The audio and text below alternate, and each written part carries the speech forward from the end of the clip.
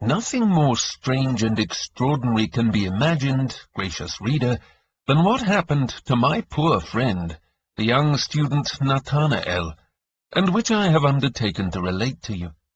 Have you ever lived to experience anything that completely took possession of your heart and mind and thoughts to the utter exclusion of everything else?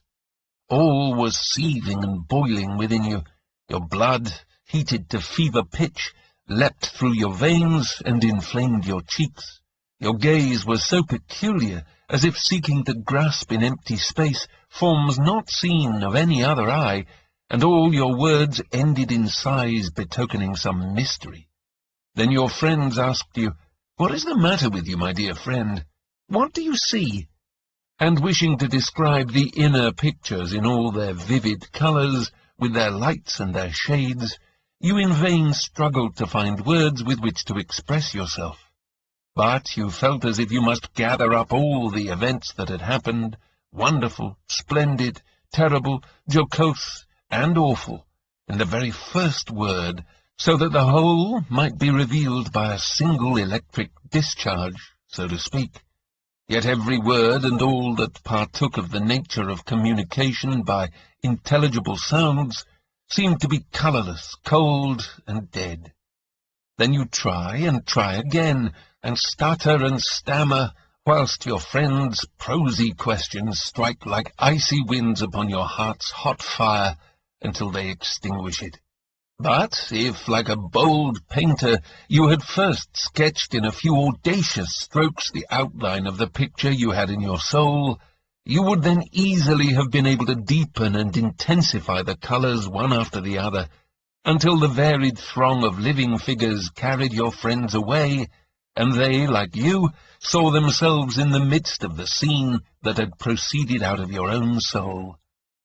Strictly speaking, indulgent reader, I must indeed confess to you, nobody has asked me for the history of young Nathanael, but you are very well aware that I belong to that remarkable class of authors who, when they are bearing anything about in their minds in the manner I have just described, feel as if everybody who comes near them, and also the whole world to boot, were asking, "Oh, what is it? Oh, do tell us, my good sir." Hence I was most powerfully impelled to narrate to you Nathanael's ominous life. My soul was full of the elements of wonder and extraordinary peculiarity in it, but for this very reason, and because it was necessary in the very beginning to dispose you, indulgent reader, to bear with what is fantastic, and that is not a little thing, I racked my brain to find a way of commencing the story in a significant and original manner, calculated to arrest your attention. To begin with "Once upon a time," the best beginning for a story, seemed to me too tame. With "In the small country town S lived," rather better, at any rate allowing plenty of room to work up to the climax, or to plunge at once in medias res.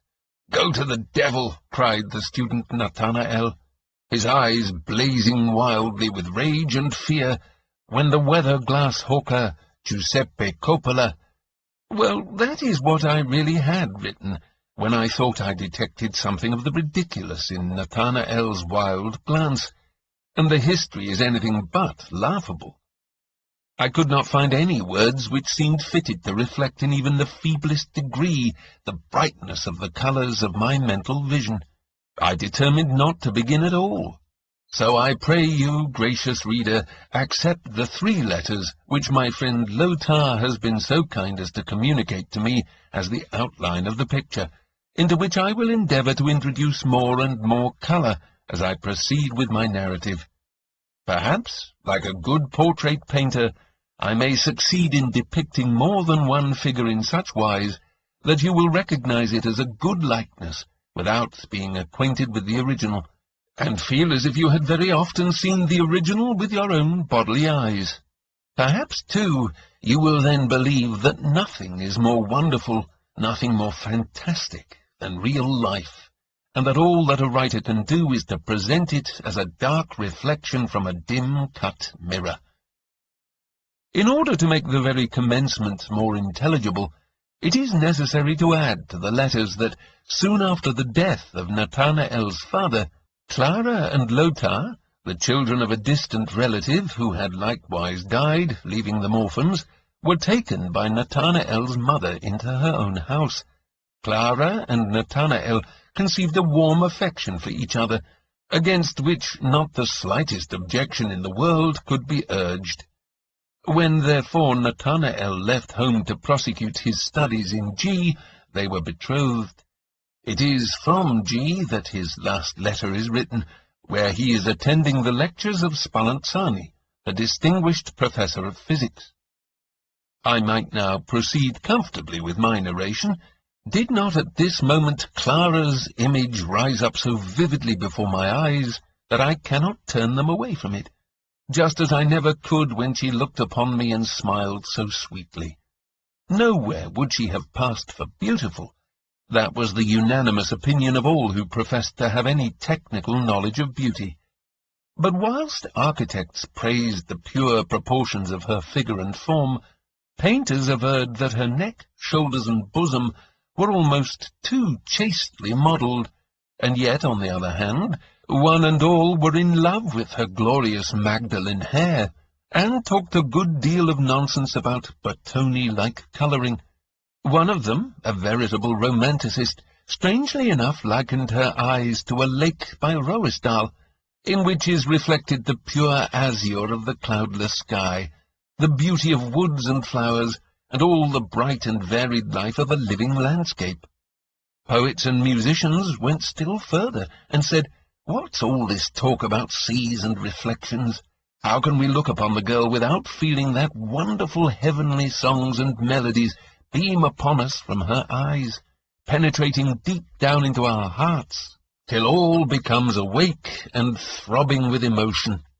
And if we cannot sing anything at all passable, then, why, we are not worth much." And this we can also plainly read in the rare smile which flits around her lips when we have the hardihood to squeak out something in her presence, which we pretend to call singing, in spite of the fact that it is nothing more than a few single notes, confusedly linked together. And it really was so.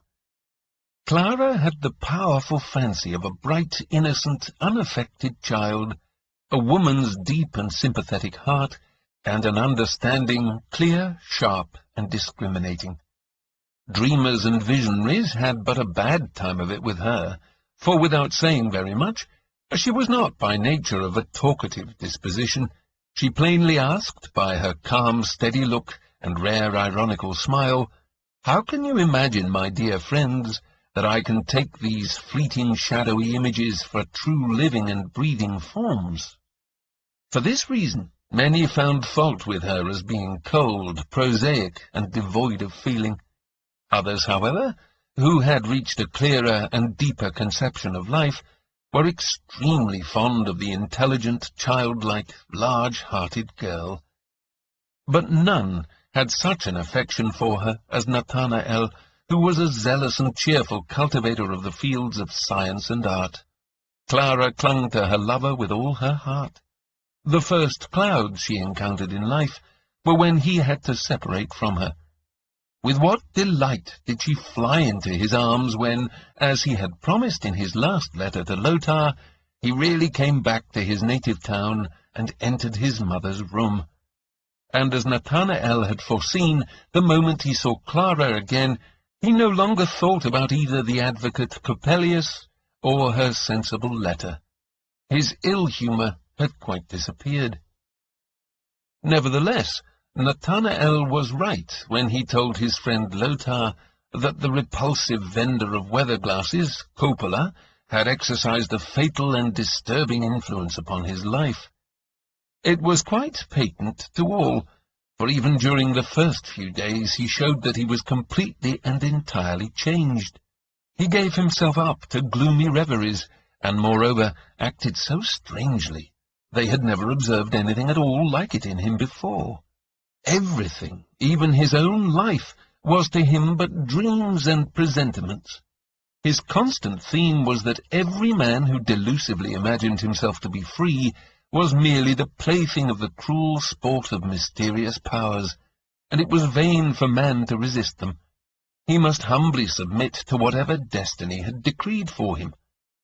He went so far as to maintain that it was foolish to believe that a man could do anything in art or science of his own accord, for the inspiration in which alone any true artistic work could be done did not proceed from the spirit within outwards, but was the result of the operation directed inwards of some higher principle existing without and beyond ourselves.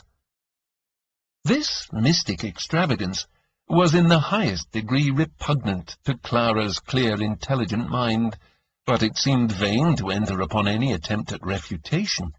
Yet when Nathanael went on to prove that Coppelius was the evil principle which had entered into him and taken possession of him at the time he was listening behind the curtain, and that this hateful demon would in some terrible way ruin their happiness, then Clara grew grave and said, "Yes, Nathanael, you are right. Coppelius is an evil principle.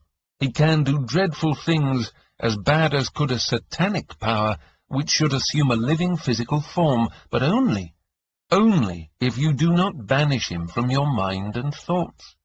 So long as you believe in him, he exists and is at work. Your belief in him is his only power."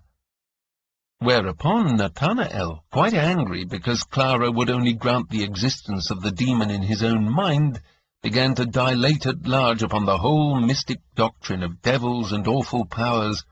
But Clara abruptly broke off the theme by making, to Nathanael's very great disgust, some quite commonplace remark. Such deep mysteries are sealed books to cold, unsusceptible characters, he thought, without being clearly conscious to himself that he counted Clara amongst these inferior natures, and accordingly he did not remit his efforts to initiate her into these mysteries. In the morning, when she was helping to prepare breakfast, he would take his stand beside her and read all sorts of mystic books to her, until she begged him, "But, my dear Nathanael, I shall have to scold you as the evil principle which exercises a fatal influence upon my coffee. For if I do as you wish, and let things go their own way, and look into your eyes whilst you read, the coffee will all boil over into the fire, and you will none of you get any breakfast." Then Nathanael hastily banged the book to and ran away in great displeasure to his own room. Formerly he had possessed a particular talent for writing pleasing, sparkling tales, which Clara took the greatest delight in listening to. But now his productions were gloomy, unintelligible, and wanting in form, so that, although Clara, out of forbearance towards him, did not say so, he nevertheless felt how very little interest she took in them.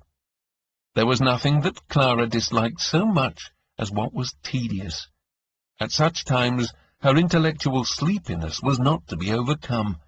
It was betrayed both in her glances and in her words. Nathanael's effusions were, in truth, exceedingly tedious. His ill humour at Clara's cold prosaic temperament continued to increase. Clara could not conceal her distaste of his dark, gloomy, wearying mysticism, and thus both began to be more and more estranged from each other without exactly being aware of it themselves.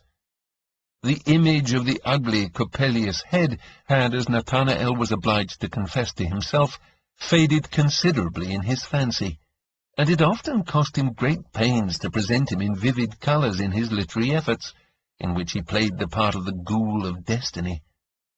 At length it entered into his head to make his dismal presentiment that Coppelius would ruin his happiness the subject of a poem. He made himself and Clara, united by true love, the central figures, but represented a black hand as being from time to time thrust into their life and plucking out a joy that had blossomed for them.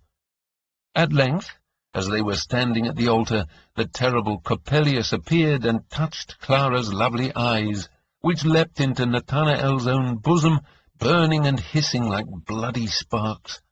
Then Coppelius laid hold upon him, and hurled him into a blazing circle of fire, which spun round with the speed of a whirlwind, and, storming and blustering, dashed away with him. The fearful noise it made was like a furious hurricane, lashing the foaming sea waves until they rise up like black, white-headed giants in the midst of the raging struggle. But through the midst of the savage fury of the tempest, he heard Clara's voice calling, "Can you not see me, dear? Coppelius has deceived you. They were not my eyes which burned so in your bosom, they were fiery drops of your own heart's blood. Look at me, I have got my own eyes still." Nathanael thought, "Yes, that is Clara, and I am hers forever." Then this thought laid a powerful grasp upon the fiery circle, so that it stood still, and the riotous turmoil died away, rumbling down a dark abyss. Nathanael looked into Clara's eyes, but it was death whose gaze rested so kindly upon him. Whilst Nathanael was writing this work, he was very quiet and sober-minded. He filed and polished every line, and as he had chosen to submit himself to the limitations of metre, he did not rest until all was pure and musical. When, however, he had at length finished it, and read it aloud to himself, he was seized with horror and awful dread, and he screamed, "Whose hideous voice is this?" But he soon came to see in it again nothing beyond a very successful poem, and he confidently believed it would enkindle Clara's cold temperament, though to what end she should be thus aroused was not quite clear to his own mind, nor yet what would be the real purpose served by tormenting her with these dreadful pictures, which prophesied a terrible and ruinous end to her affection. Nathanael and Clara sat in his mother's little garden. Clara was bright and cheerful, since for 3 entire days her lover, who had been busy writing his poem, had not teased her with his dreams or forebodings. Nathanael, too, spoke in a gay and vivacious way of things of merry import, as he formerly used to do, so that Clara said, "Ah, now I have you again. We have driven away that ugly Coppelius, you see." Then it suddenly occurred to him that he had got the poem in his pocket which he wished to read to her. He at once took out the manuscript and began to read. Clara, anticipating something tedious as usual, prepared to submit to the infliction, and calmly resumed her knitting.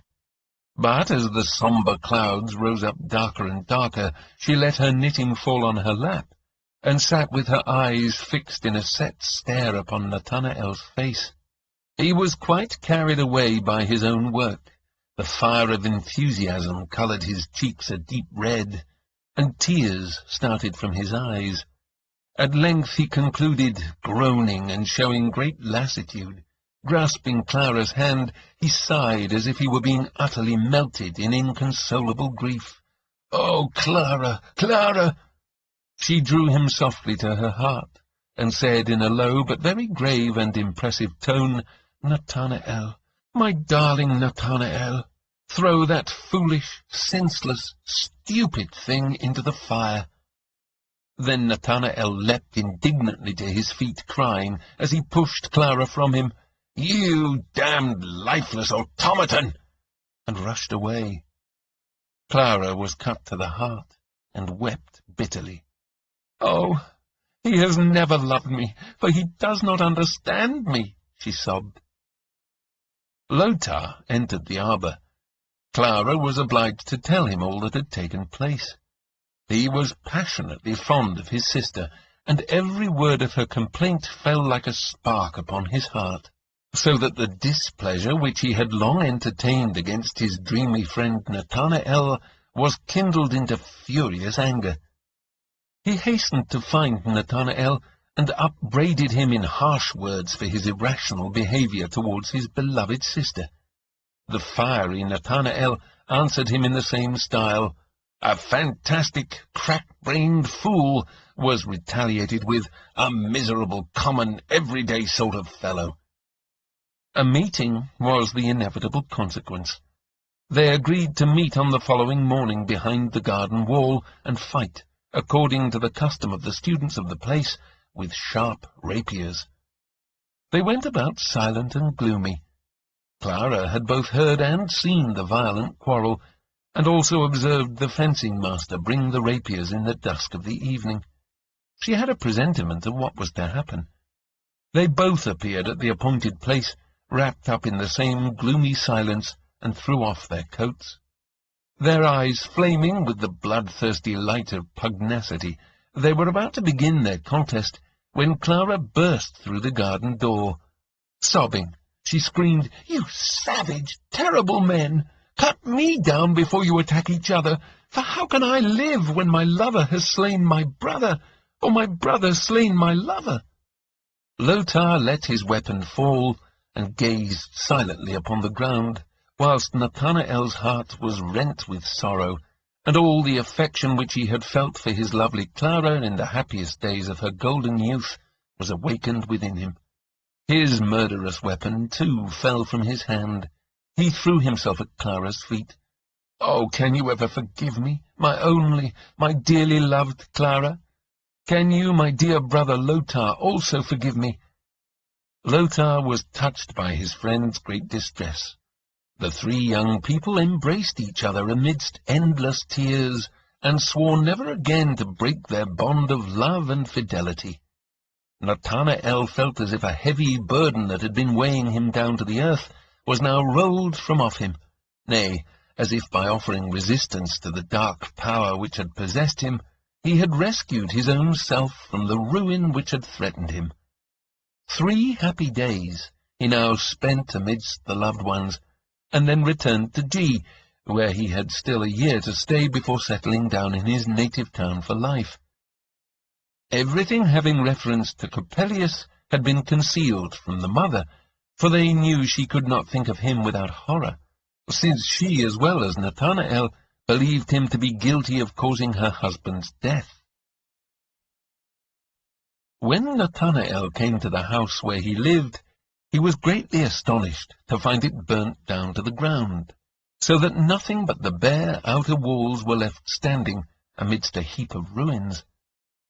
Although the fire had broken out in the laboratory of the chemist who lived on the ground floor, and had therefore spread upwards, some of Nathanael's bold, active friends had succeeded in time in forcing a way into his room in the upper story, and saving his books and manuscripts and instruments. They had carried them all uninjured into another house, where they engaged a room for him. This he now at once took possession of. That he lived opposite Professor Spallanzani did not strike him particularly, nor did it occur to him as anything more singular that he could, as he observed, by looking out of his window, see straight into the room where Olympia often sat alone.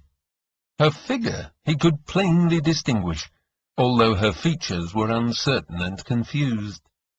It did at length occur to him, however, that she remained for hours together in the same position in which he had first discovered her through the glass door, sitting at a little table without any occupation whatever, and it was evident that she was constantly gazing across in his direction. He could not but confess to himself that he had never seen a finer figure.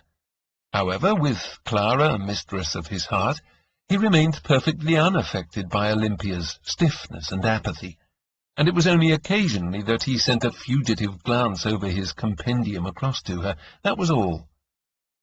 He was writing to Clara. A light tap came at the door.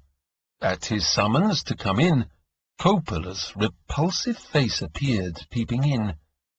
Nathanael felt his heart beat with trepidation, but, recollecting what Spallanzani had told him about his fellow countryman Coppola, and what he had himself so faithfully promised his beloved in respect to the sandman Coppelius, he was ashamed at himself for this childish fear of spectres. Accordingly, he controlled himself with an effort, and said, as quietly and as calmly as he possibly could, "I don't want to buy any weather glasses, my good friend. You had better go elsewhere." Then Coppola came right into the room, and said in a hoarse voice, screwing up his wide mouth into a hideous smile, whilst his little eyes flashed keenly from beneath his long grey eyelashes, "What? Nae weather glass? Nae weather glass? I've got fine eyes as well, fine eyes." Affrighted, Nathanael cried, "You stupid man, how can you have eyes, eyes, eyes?" But Coppola, laying aside his weather glasses, thrust his hands into his big coat pockets, and brought out several spy-glasses and spectacles, and put them on the table. "Here, spectacles, to put nose. Them's my eyes, fine eyes." And he continued to produce more and more spectacles from his pockets, until the table began to gleam and flash all over. Thousands of eyes were looking and blinking convulsively, and staring up at Nathanael. He could not avert his gaze from the table. Coppola went on heaping up his spectacles, whilst wilder and ever wilder burning flashes crossed through and through each other and darted their blood-red rays into Nathanael's breast. Quite overcome and frantic with terror, he shouted, "Stop! Stop, you terrible man!" And he seized Coppola by the arm, which he had again thrust into his pocket, in order to bring out still more spectacles, although the whole table was covered all over with them. With a harsh, disagreeable laugh, Coppola gently freed himself, and with the words, "So went none, well, here fine glass," he swept all his spectacles together and put them back into his coat pockets, whilst from a breast pocket he produced a great number of larger and smaller perspectives. As soon as the spectacles were gone, Nathanael recovered his equanimity again, and, bending his thoughts upon Clara, he clearly discerned that the gruesome incubus had proceeded only from himself, as also that Coppola was a right honest mechanician and optician, and far from being Coppelius's dreaded double and ghost. And then, besides, none of the glasses which Coppola now placed on the table had anything at all singular about them, at least nothing so weird as the spectacles. So, in order to square accounts with himself, Nathanael now really determined to buy something of the man. He took up a small, very beautifully cut pocket perspective, and by way of proving it, looked through the window. Never before in his life had he had a glass in his hands that brought out things so clearly and sharply and distinctly. Involuntarily, he directed the glass upon Spallanzani's room. Olympia sat at the little table as usual, her arms laid upon it and her hands folded. Now he saw for the first time the regular and exquisite beauty of her features. The eyes, however, seemed to him to have a singular look of fixity and lifelessness. But as he continued to look closer and more carefully through the glass, he fancied a light like humid moonbeams came into them. It seemed as if their power of vision was now being enkindled. Their glances shone with ever-increasing vivacity. Nathanael remained standing at the window, as if glued to the spot by a wizard's spell, his gaze riveted unchangeably upon the divinely beautiful Olympia. A coughing and shuffling of the feet awakened him out of his enchanting dream, as it were. Coppola stood behind him. 3 zecchini. 3 ducats. Nathanael had completely forgotten the optician. He hastily paid the sum demanded. "Ain't it fine glass, fine glass?" asked Coppola in his harsh, unpleasant voice, smiling sardonically. "Yes, yes, yes," rejoined Nathanael impatiently. "Adieu, my good friend." But Coppola did not leave the room without casting many peculiar side glances upon Nathanael, and the young student heard him laughing loudly on the stairs. "Ah, well," thought he, "he's laughing at me because I've paid him too much for this little perspective, because I've given him too much money, that's it." As he softly murmured these words, he fancied he detected a gasping sigh, as of a dying man stealing awfully through the room. His heart stopped beating with fear. But to be sure, he had heaved a deep sigh himself, it was quite plain. "Clara is quite right," said he to himself, "in holding me to be an incurable ghost-seer. And yet it's very ridiculous, aye, more than ridiculous, that the stupid thought of having paid Coppola too much for his glass should cause me this strange anxiety. I can't see any reason for it. Now he sat down to finish his letter to Clara, but a glance through the window showed him Olympia, still in her former posture. Urged by an irresistible impulse, he jumped up and seized Coppola's perspective. Nor could he tear himself away from the fascinating Olympia, until his friend and brother Zygmunt called for him to go to Professor Spallanzani's lecture.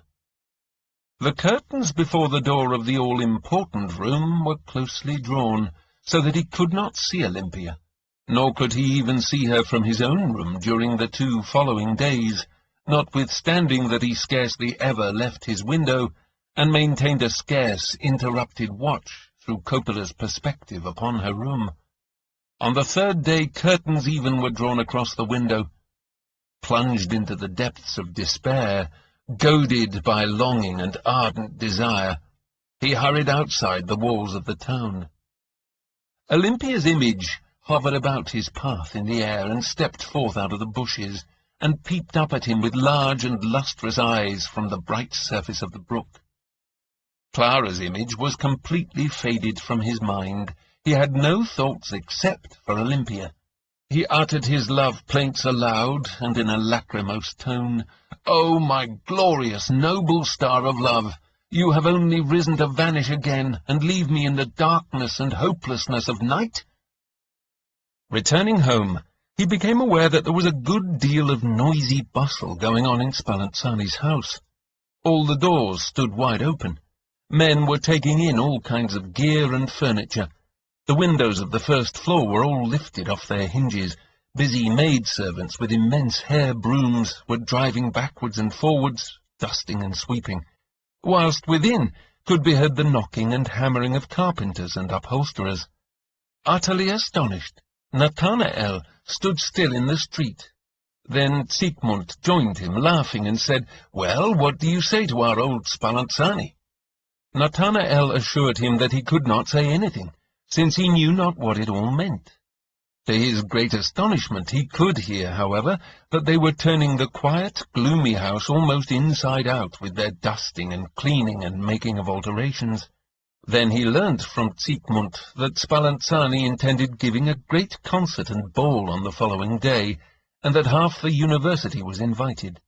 It was generally reported that Spallanzani was going to let his daughter Olympia, whom he had so long so jealously guarded from every eye, make her first appearance. Nathanael received an invitation. At the appointed hour, when the carriages were rolling up and the lights were gleaming brightly in the decorated halls, he went across to the professor's, his heart beating high with expectation. The company was both numerous and brilliant.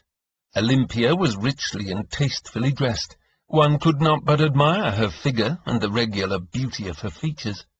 The striking inward curve of her back, as well as the wasp-like smallness of her waist, appeared to be the result of too tight lacing. There was something stiff and measured in her gait and bearing that made an unfavourable impression upon many. It was ascribed to the constraint imposed upon her by the company. The concert began. Olympia played on the piano with great skill, and sang as skilfully an aria di bravura, in a voice which was, if anything, almost too sharp, but clear as glass bells. Nathanael was transported with delight. He stood in the background farthest from her, and owing to the blinding lights could not quite distinguish her features.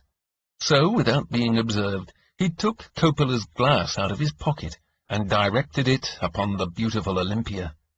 Oh, then he perceived how her yearning eyes sought him, how every note only reached its full purity in the loving glance which penetrated to and inflamed his heart. Her artificial roulades seemed to him to be the exultant cry towards heaven of a soul refined by love, and when at last, after the cadenza, the long trill rang shrilly and loudly through the hall, he felt as if he were suddenly grasped by burning arms, and could no longer control himself. He could not help shouting aloud in his mingled pain and delight, "Olympia!" All eyes were turned upon him. Many people laughed. The face of the cathedral organist wore a still more gloomy look than it had done before, but all he said was, "Very well." The concert came to an end, and the ball began. Oh, to dance with her, with her! That was now the aim of all Nathanael's wishes, of all his desires. But how should he have courage to request her, the queen of the ball, to grant him the honour of a dance? And yet he couldn't tell how it came about. Just as the dance began, he found himself standing close beside her, nobody having as yet asked her to be his partner. So, with some difficulty stammering out a few words, he grasped her hand. It was cold as ice. He shook with an awful frosty shiver. But, fixing his eyes upon her face, he saw that her glance was beaming upon him with love and longing, and at the same moment he thought that the pulse began to beat in her cold hand, and the warm life-blood took course through her veins. And passion burned more intensely in his own heart also. He threw his arm round her beautiful waist and whirled her round the hall. He had always thought that he kept good and accurate time in dancing, but from the perfectly rhythmical evenness with which Olympia danced, and which frequently put him quite out, he perceived how very faulty his own time really was. Notwithstanding, he would not dance with any other lady, and everybody else who approached Olympia to call upon her for a dance, he would have liked to kill upon the spot. This, however, only happened twice. To his astonishment, Olympia remained after this without a partner, and he failed not on each occasion to take her out again. If Nathanael had been able to see anything else except the beautiful Olympia, there would inevitably have been a good deal of unpleasant quarrelling and strife, for it was evident that Olympia was the object of the smothered laughter, only with difficulty suppressed, which was heard in various corners amongst the young people, and they followed her with very curious looks, but nobody knew for what reason. Nathanael, excited by dancing and the plentiful supply of wine he had consumed, had laid aside the shyness which at other times characterized him. He sat beside Olympia, her hand in his own, and declared his love enthusiastically and passionately in words which neither of them understood, neither he nor Olympia. And yet she perhaps did, for she sat with her eyes fixed unchangeably upon his, sighing repeatedly, "Ah, ah, ah." Upon this Nathanael would answer, "Oh, you glorious heavenly lady, you ray from the promised paradise of love! Oh, what a profound soul you have! My whole being is mirrored in it," and a good deal more in the same strain. But Olympia only continued to sigh, "Ah, ah," again and again. Professor Spallanzani passed by the two happy lovers once or twice, and smiled with a look of peculiar satisfaction. All at once it seemed to Nathanael, albeit he was far away in a different world, as if it were growing perceptibly darker down below at Professor Spallanzani's. He looked about him, and to his very great alarm became aware that there were only 2 lights left burning in the hall, and they were on the point of going out. The music and dancing had long ago ceased. "We must part, part," he cried wildly and despairingly. He kissed Olympia's hand. He bent down to her mouth, but ice-cold lips met his burning ones. As he touched her cold hand, he felt his heart thrilled with awe. The legend of the dead bride shot suddenly through his mind. But Olympia had drawn him closer to her, and the kiss appeared to warm her lips into vitality. Professor Spallanzani strode slowly through the empty apartment, his footsteps giving a hollow echo, and his figure had, as the flickering shadows played about him, a ghostly, awful appearance. "Do you love me? Do you love me, Olympia? Only one little word. Do you love me?" whispered Nathanael. But she only sighed, "Ah, ah," as she rose to her feet. "Yes, you are my lovely, glorious star of love," said Nathanael, "and will shine forever, purifying and ennobling my heart." "Ach, ach," replied Olympia as she moved along. Nathanael followed her. They stood before the professor. "You have had an extraordinarily animated conversation with my daughter," said he, smiling. "Well, well, my dear Mr. Nathanael, if you find pleasure in talking to the stupid girl, I am sure I shall be glad for you to come and do so." Nathanael took his leave, his heart singing and leaping in a perfect delirium of happiness. During the next few days, Spallanzani's ball was the general topic of conversation. Although the professor had done everything to make the thing a splendid success, yet certain gay spirits related more than one thing that had occurred which was quite irregular and out of order. They were especially keen in pulling Olympia to pieces for her taciturnity and rigid stiffness. In spite of her beautiful form, they alleged that she was hopelessly stupid, and in this fact they discerned the reason why Spallanzani had so long kept her concealed from publicity. Nathanael heard all this with inward wrath, but nevertheless he held his tongue, for, thought he, would it indeed be worth while to prove to these fellows that it is their own stupidity which prevents them from appreciating Olympia's profound and brilliant parts? One day Siegmund said to him, "Pray, brother, have the kindness to tell me how you, a sensible fellow, came to lose your head over that Miss Waxface, that wooden doll across there." Nathanael was about to fly into a rage, but he recollected himself and replied, "Tell me, Siegmund, how came it that Olympia's divine charms could escape your eye, so keenly alive as it always is to beauty, and your acute perception as well?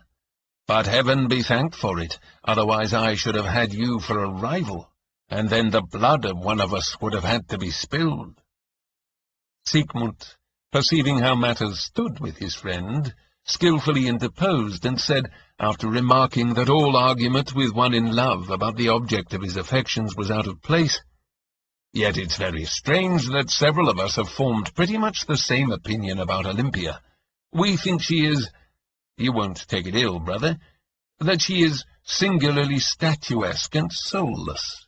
Her figure is regular, and so are her features, that can't be gainsaid, and if her eyes were not so utterly devoid of life, I may say, of the power of vision, she might pass for a beauty. She is strangely measured in her movements. They all seem as if they were dependent upon some wound-up clockwork. Her playing and singing has the disagreeably perfect but insensitive time of a singing machine, and her dancing is the same.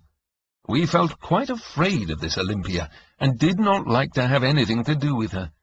She seemed to us to be only acting like a living creature, and as if there was some secret at the bottom of it all." Nathanael did not give way to the bitter feelings which threatened to master him at these words of Siegmund's. He fought down and got the better of his displeasure, and merely said very earnestly, "You cold, prosaic fellows may very well be afraid of her.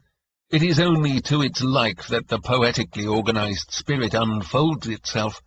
Upon me alone did her loving glances fall, and through my mind and thoughts alone did they radiate, and only in her love can I find my own self again. Perhaps, however, she doesn't do quite right not to jabber a lot of nonsense and stupid talk, like other shallow people.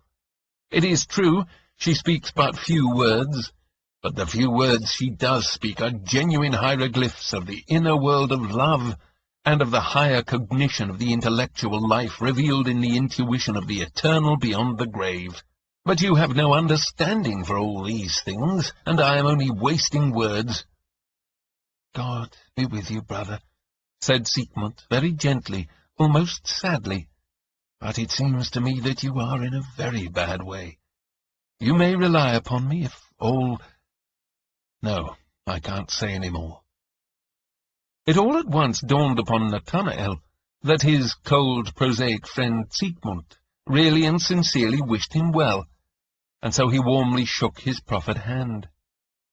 Nathanael had completely forgotten that there was a Clara in the world whom he had once loved, and his mother, and Lothar. They had all vanished from his mind. He lived for Olympia alone. He sat beside her every day for hours together, rhapsodizing about his love and sympathy enkindled into life, and about psychic elective affinity, all of which Olympia listened to with great reverence. He fished up from the very bottom of his desk all the things that he had ever written, poems, fancy sketches, visions, romances, tales, and the heap was increased daily with all kinds of aimless sonnets, stanzas, canzonets. All these he read to Olympia hour after hour, without growing tired. But then he had never had such an exemplary listener. She neither embroidered nor knitted. She did not look out of the window, or feed a bird, or play with a little pet dog or a favourite cat. Neither did she twist a piece of paper or anything of that kind round her finger. She did not forcibly convert a yawn into a low-affected cough. In short, she sat hour after hour with her eyes bent unchangeably upon her lover's face, without moving or altering her position, and her gaze grew more ardent and more ardent still. And it was only when at last Nathanael rose and kissed her lips or her hand that she said, "Ach, ach," and then, "Good night, dear."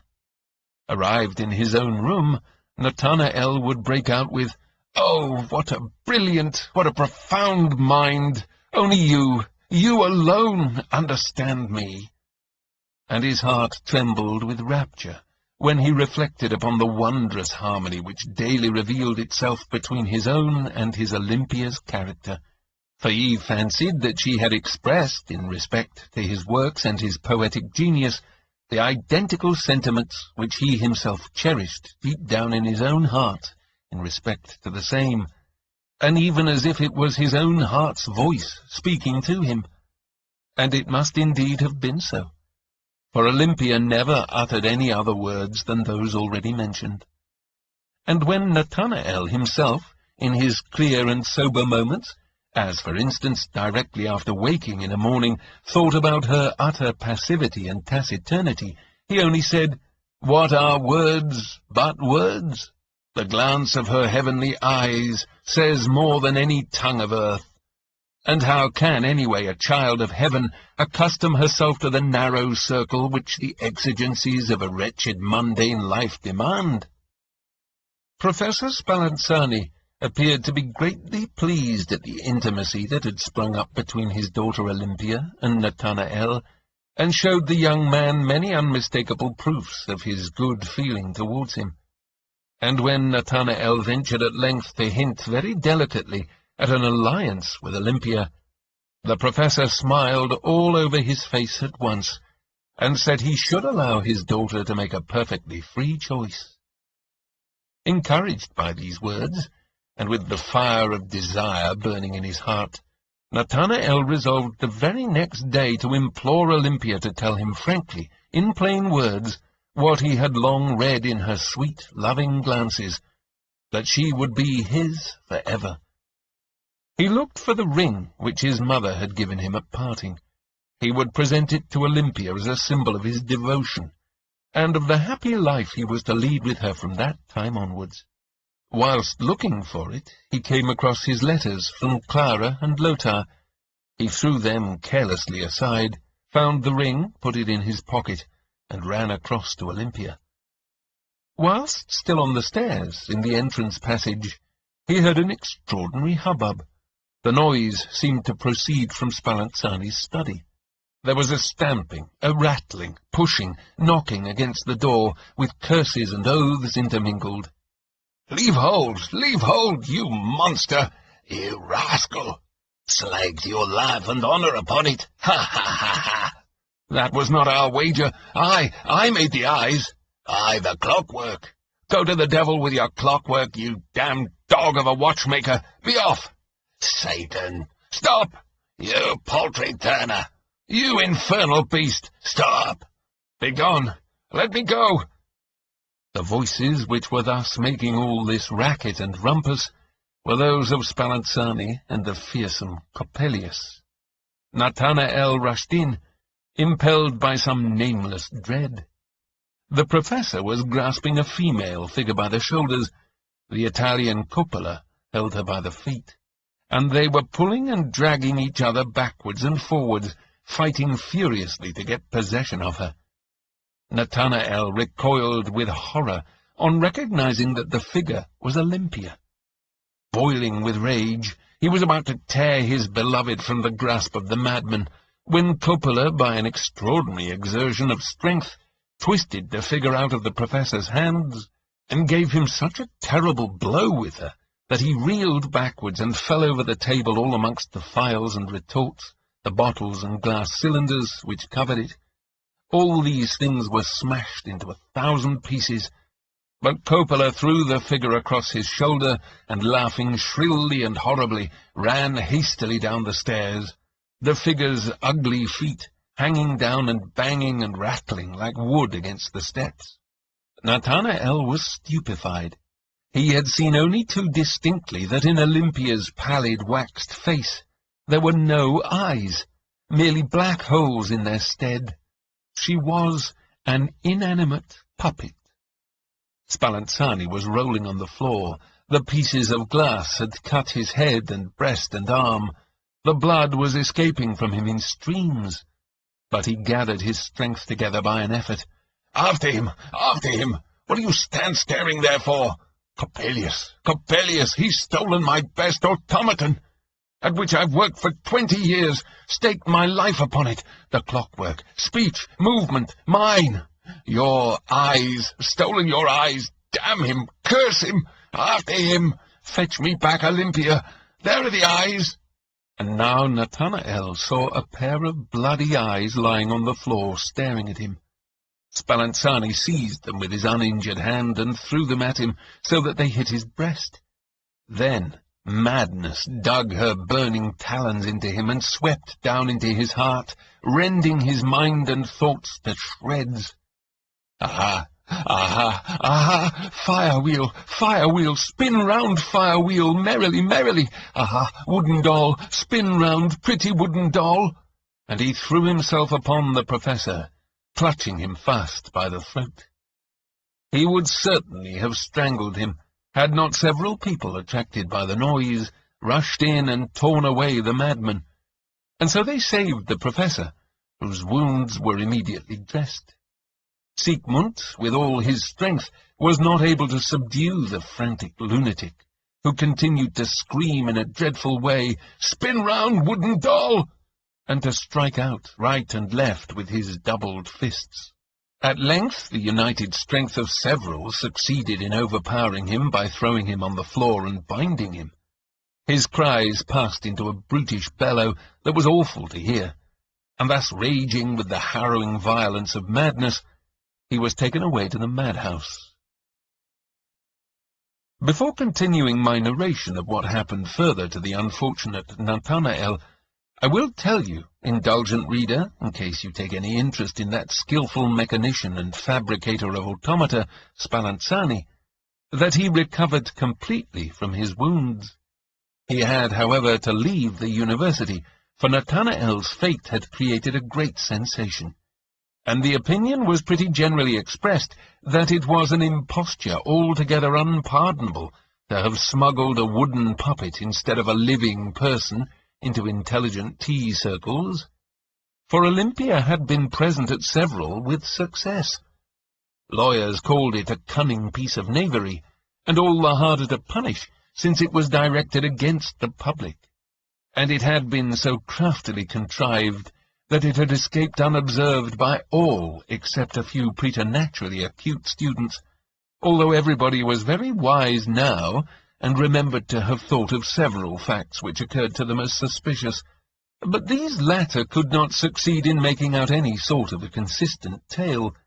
For was it, for instance, a thing likely to occur to anyone as suspicious that, according to the declaration of an elegant beau of these tea-parties, Olympia had, contrary to all good manners, sneezed oftener than she had yawned?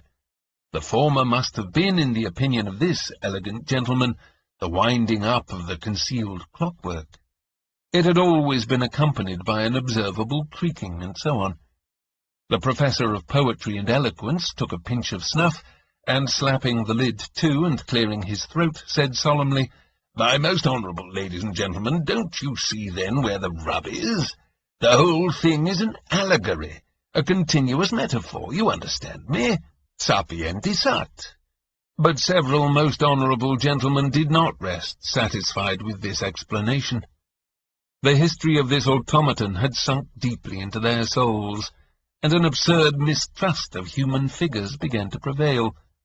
Several lovers, in order to be fully convinced that they were not paying court to a wooden puppet, required that their mistress should sing and dance a little out of time, should embroider or knit, or play with her little pug, etc., when being read to, but above all things else, that she should do something more than merely listen, that she should frequently speak in such a way as to really show that her words presupposed as a condition some thinking and feeling.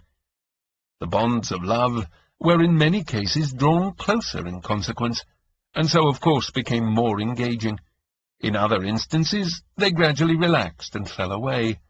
"I cannot really be made responsible for it," was the remark of more than one young gallant.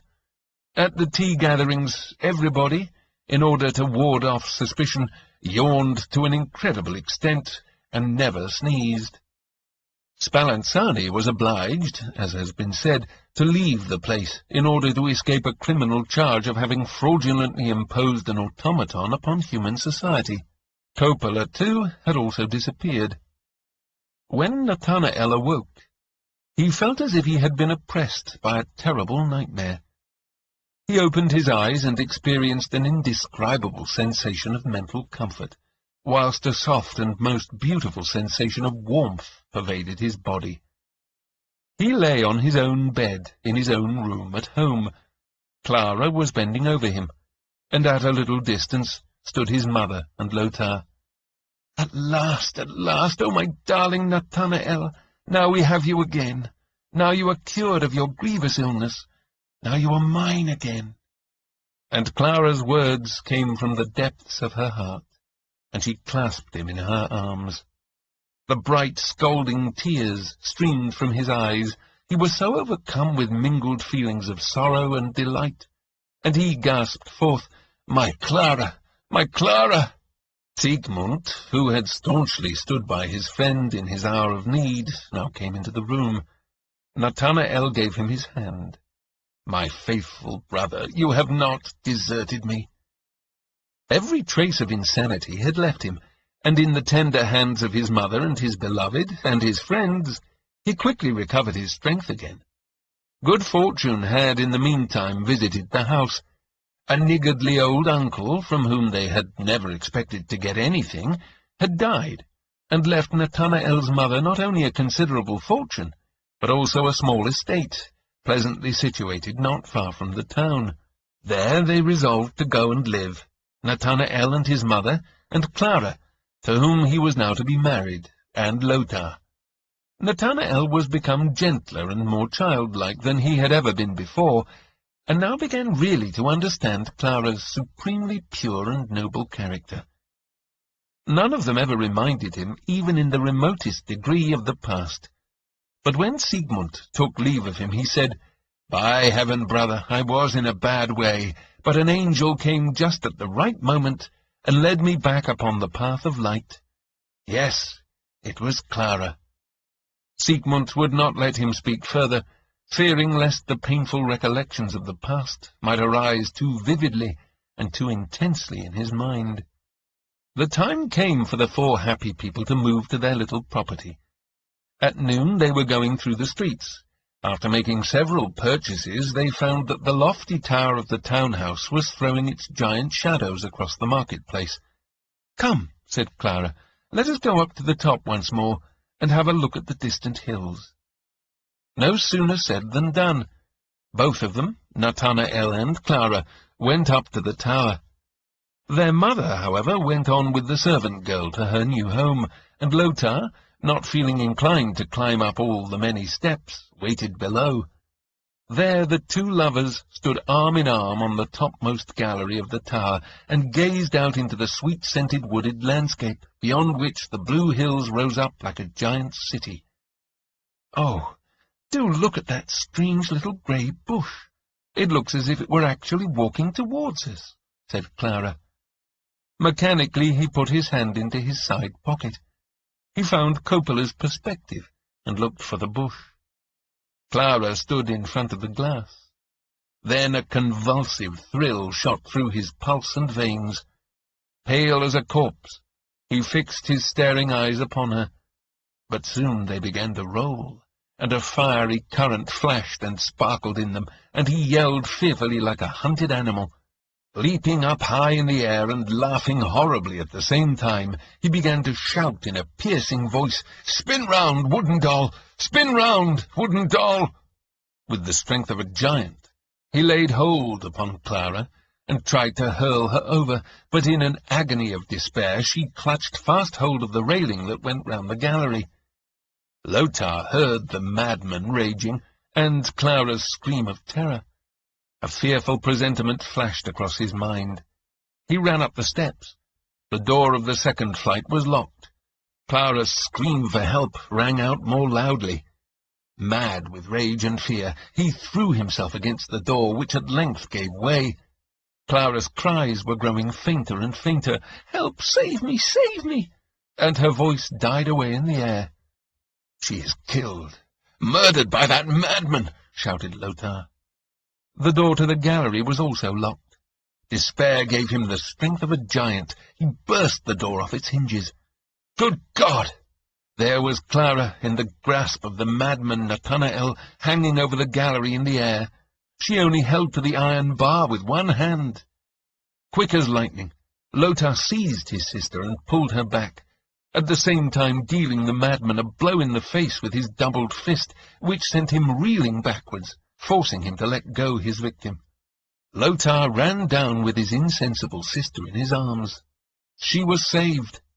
But Nathanael ran round and round the gallery, leaping up in the air and shouting, "Spin round, fire-wheel! Spin round, fire-wheel!" The people heard the wild shouting, and a crowd began to gather. In the midst of them towered the advocate Coppelius like a giant. He had only just arrived in the town, and had gone straight to the marketplace. Some were going up to overpower and take charge of the madman, but Coppelius laughed and said, "Ha, wait a bit. He'll come down of his own accord." And he stood gazing upwards along with the rest. All at once Nathanael stopped, as if spellbound. He bent down over the railing, and perceived Coppelius with a piercing scream. "Ha! Fine eyes! Fine eyes!" He leapt over.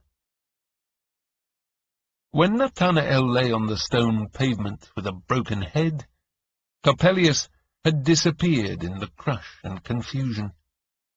Several years afterwards, it was reported that outside the door of a pretty country house in a remote district, Clara had been seen sitting hand in hand with a pleasant gentleman, whilst two bright boys were playing at her feet.